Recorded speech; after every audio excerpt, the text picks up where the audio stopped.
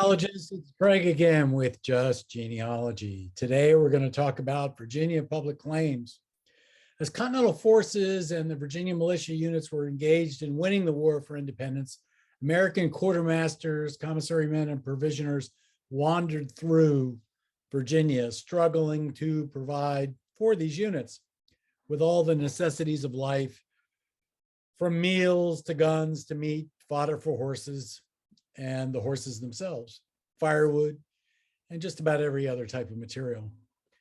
Much of this was requisitioned from the civilian population, and certificates were issued payable in either continental or state funds, depending on the unit supplied and upon presentation to court authorities.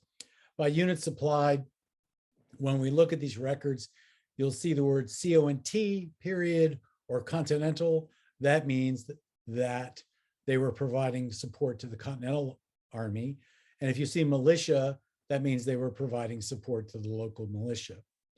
Now, thousands of these certificates were issued to Virginians and were duly entered into court records. And they provide a fascinating insight into the Revolution. Through public claims, I have seen the Hessians cross the Potomac River at John Nolan's Ferry and his attempt to charge 5 pence apiece for them to travel across. He was not successful, so far as I can tell. There are, they come in 3 kinds. They come at the county level, and there's a 3-volume set, and there's an index. So let's talk about all those for a second. 3-volume set of public claims is, of course, in alphabetical order by county. These records were compiled by Janice Abercrombie and Richard Slatton. Unfortunately, both of them have passed.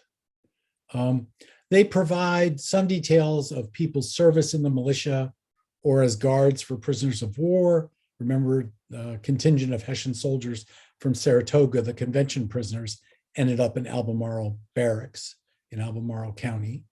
They indicate where some bodies of troops were at particular times because they're being fed by farmers who want to be compensated. And they identify providers of horses, wagons, cattle, grain, or other supplies. And they also identify when somebody is performing duties as a teamster or a wagoner, for instance.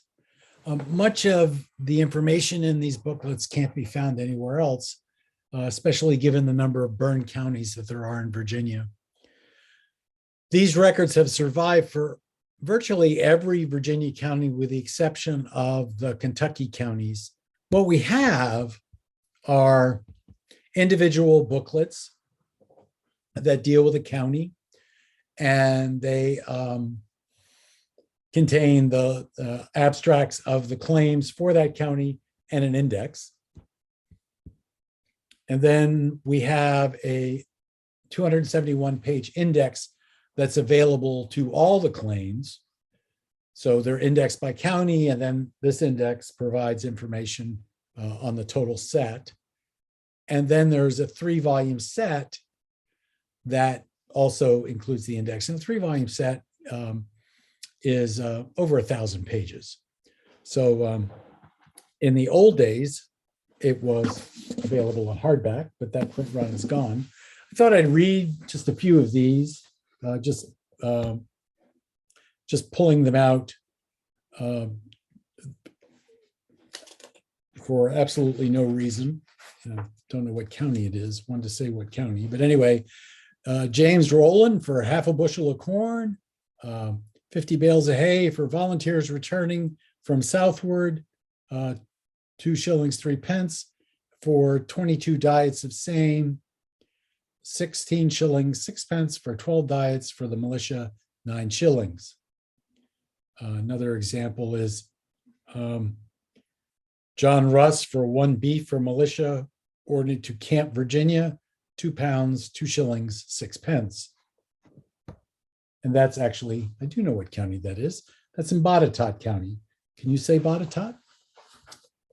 Then out of Cumberland County, we have Thomas Norris, 1 lamb, 30 pounds for dias for State Regiment, July 1781 by James Harper, quartermaster, Virginia State Regiment, state 10 shillings, 16 pounds of bacon for guard of arms saved out of the river at the point of the fork, June, by James Gillum, Ensign G. Carrington Jr., Colonel, Committee, State, 12 shillings. And that was out of Cumberland County.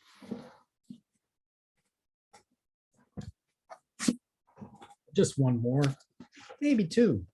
This one is out of Henry County.